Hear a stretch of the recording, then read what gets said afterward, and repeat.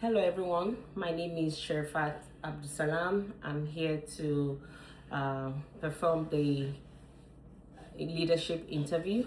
I'm wearing the school attire for this interview. I'm not putting on any corporate attire. I have my badge on and I'm ready for this interview to happen. What is your leadership style? I would say my leadership style is democratic leadership style, but in a transformational way. I'm saying that because I like to show leadership by example. I like to encourage people to be innovational because I want people to shine. So I allow people to uh, perform their role. I encourage them to do their task. I encourage them to achieve goals set. And for me, that actually encourages people to do more, to act, to be more cohesive, to do things that will help the group to meet their goals. So what I do is ensure that people are doing the right thing without necessarily pressuring them. I do it in a firm but diplomatic way. I give feedback in a very objective manner without being judgmental. I don't personalize issues. I make sure people are doing what they're supposed to do according to policy. And that's why I said my style is democratic but in a transformational way. Tell me about a time you faced conflict. So presently, I'm a senior psychiatric technician, and I have to deal with different clinicians and also nursing staff. And there was an instance where I've had a conflict with a nurse about a patient that was showing signs of agitation, and the whole idea is to provide safety of that patient and the safety of the milieu.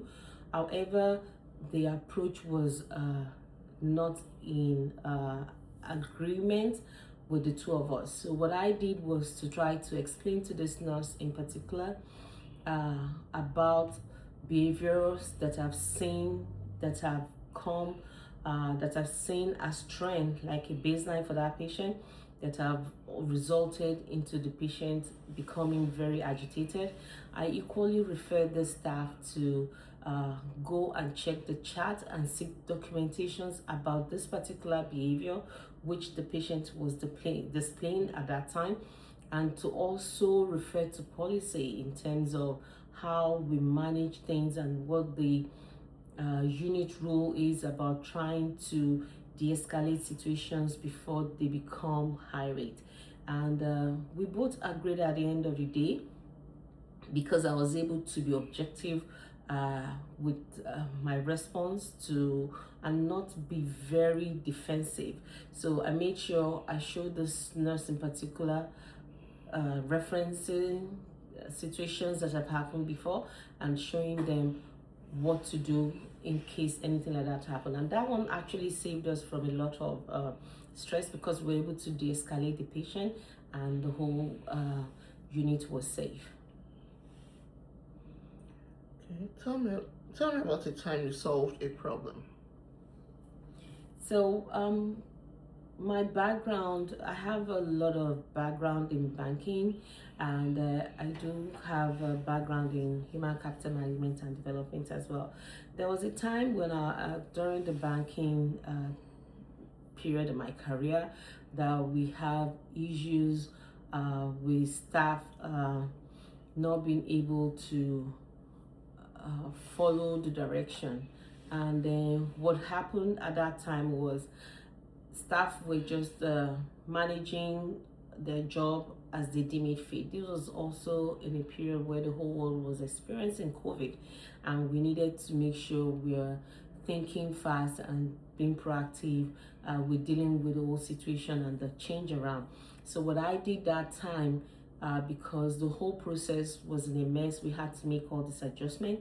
I created a kind of I created a form where everything has to be highlighted on how we do our opening and closing of the branch, because we were having a lot of issues with what was going on at that point in time because of the pandemic. So we had to do a review of the process so that we'll be safe and the bank money is safe too. So I made sure I created a process where we have an ideal opening structure and an ideal closing structure, and I got management approval for that, and that I can probably say is being used in that bank up till today.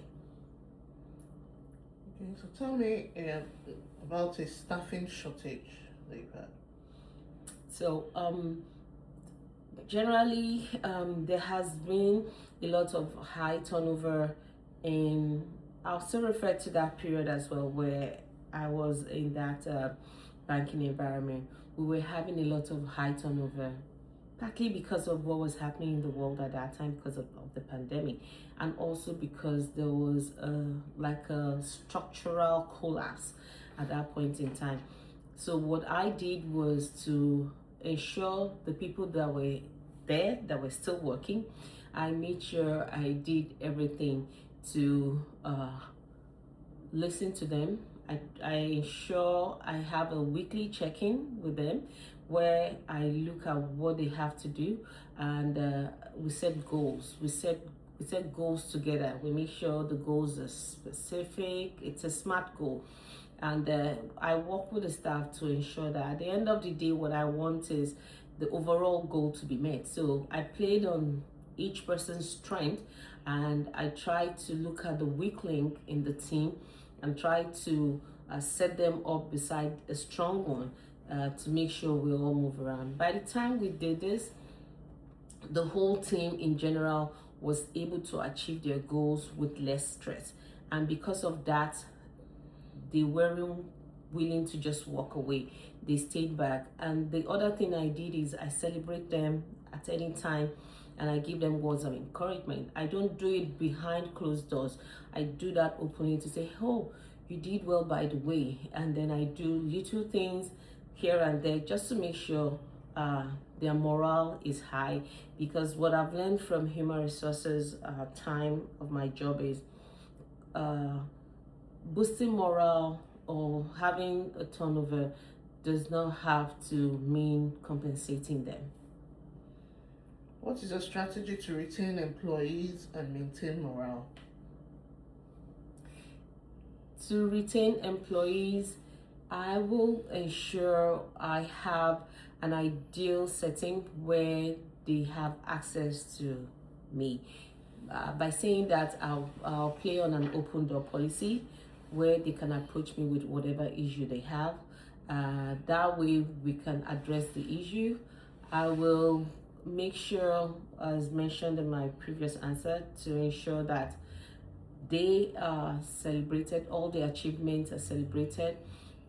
Presently, as a senior psych tech where I am, I have a board that I call the Wall of Fame, and I know people have different things that make them happy. So weekly, we try to do something on that board where we talk about each person. Okay, so we call it, so we have this small medal that we put around, and we put it as a making a difference medal. So when we have that wall that I created where everybody puts what each person has done in an outstanding way, so whoever we decide as a team at the end of the week, we decide who gets the medal of making a difference. And that's how we do.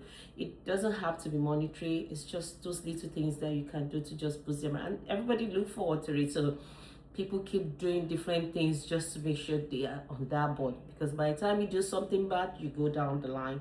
If you do something good, you climb the ladder, and at the end of the week, we pick making a difference winner. So how do you offer feedback? Feedback is a two-way communication. When there is something to say, I try to say it objectively. Something happened recently at my place of work where a staff was not documenting properly. And what I did at that point in time was to call the staff attention to this and then refer that staff to the policy for them to know what the policy says about documentation.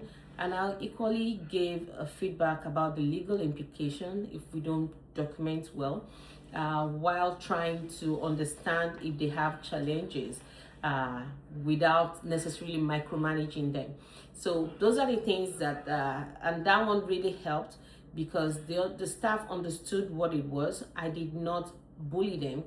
I did not make them feel bad or make them feel like they are outrightly wrong. I tried to encourage them to do the right things, stating the policy, the legal implication of it, and ensuring that there is that consistency that goes in what we document out there.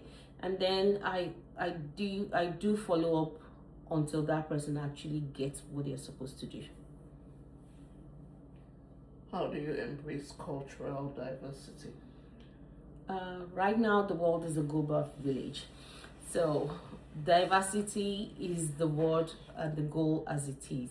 Embracing each person's culture is very vital for any leader at this moment in time. So, what I will do, or more like what I've been doing, is to respect each person's value and to understand how to incorporate that into the whole team as it is.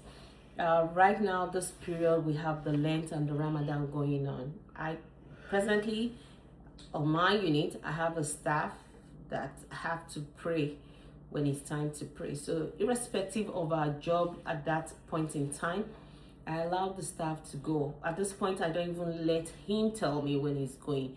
We understand that he has to pray and we know the time he has to. So when I do my schedule, when they come to work, the schedule has already accommodated the time he has to pray. That way, we don't have any gap in our treatment or in our operation. We don't have any lapse. While I've already shown that that person cultural belief and value is being appreciated there. And there are so many instances too on how high I've embraced the cultural diversity as it stands. And this applies to every work right now, either nursing, banking, anywhere. There is that cultural diversity, and you have to respect each other, give respect to each other, irrespective of their orientation. How would you approach an underperforming employee? So, an underperforming employee is not necessarily a bad employee. So, once we've been able to establish these are the gray areas, these are the areas that require improvement, I'll have a sit down with this employee to find out what the challenges that they're having. Once I'm able to understand those challenges, then we'll work out a plan. We'll work out something that will work for that employee. It could be as simple as just letting them reduce some training on the intranet just to have a better understanding of what they are missing. And it could also be something like putting them under someone as a mentee so that they can learn from that person, perhaps a high achiever in the team. And it could also mean having them do a comprehensive training that will require them aligning with the whole team goal. So my approach will be to have the person understand what it is that is the challenge, get the person to be able to work with themselves and also work with the team at large to make sure that they up their game, and then continue to encourage and motivate them to do that task until they're in that comfortable position. I will not just leave them to just stop. There will be consistent review of their work, of their task, just to make sure they now come up to par with every other person in that team. Excuse me. Okay, so how would you approach an angry client? So in this psychiatric behavioral setting that I am right now, every day I meet an angry client. The first thing I'm going to do is to acknowledge their concern, is to listen to them, acknowledge their concern, have them express their mind. Whatever it is that is agitating them, making them angry, I'll let them express it while showing them that I'm listening. I'll equally show empathy. I'll show that I understand their point of view. For me, doing that is also acknowledging their concern and making them understand that they are not wrong with what they're saying. Once I'm able to do that, then I'll start my own approach into resolving the whole issue. I can start by empathizing with them, acknowledging their concerns, and then I will tell them to allow me time to investigate. If it's something I can address right there and then, I'll refer to either policies or maybe some behavioral some behavioral strategies that we have come up for that particular client, maybe their coping skills and all that. But if it's something that has to be taken out of that particular setting at that time, then I'll have to advise the client to allow me investigate and give a timeline to give them a feedback on the issue while trying to calm them. In my setting, sometimes we give them some PRN, sometimes we let them have some sensory equipment just to calm them. If it's something that needs that immediate urgent attention at that time, I will give. Otherwise, I will investigate, acknowledge, investigate, give a feedback, and continue to monitor the client until they de-escalate. How do you commit to professional development? There is this saying that if you stay in a place, you're stuck in that place. Professional development for me is improving and continually improving myself. In the job that I'm in right now, it is very pertinent that I continue to evolve. So what I do is have my personal goal and also my professional goal. My personal goal might not require some training, but then what I do professionally is going to help my personal goal. So my commitment is to continually improve myself, go and do some training, continue to retrain, continue to learn, continue to research and find out what is applicable right now in the world, so that I can also bring that onto the table and improve the system and the team that I work with. So my commitment is actually very high. We cannot remain sacrosanct. Being in a team requires us evolving every day, requires us growing, and we cannot grow if we don't have professional development. So what would you do if given a process improvement project with unclear directions? I'll first seek clarity. Because I need to know what the goal is. If there is a project at hand, I want to know the vision. I want to know why we're doing it. I want to know what we want to achieve doing that. Once I'm able to establish clarity and have a goal at hand, then I can develop my SMART goals. I'll make sure it's specific, measurable, articulate, relatable, and time bound.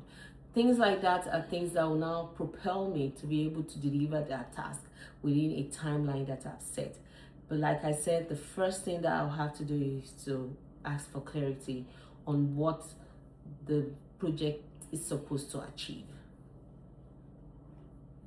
Okay. In closing, I would like to say that I am really thrilled and I'm really thrilled and interested in joining this particular team if I am given the chance.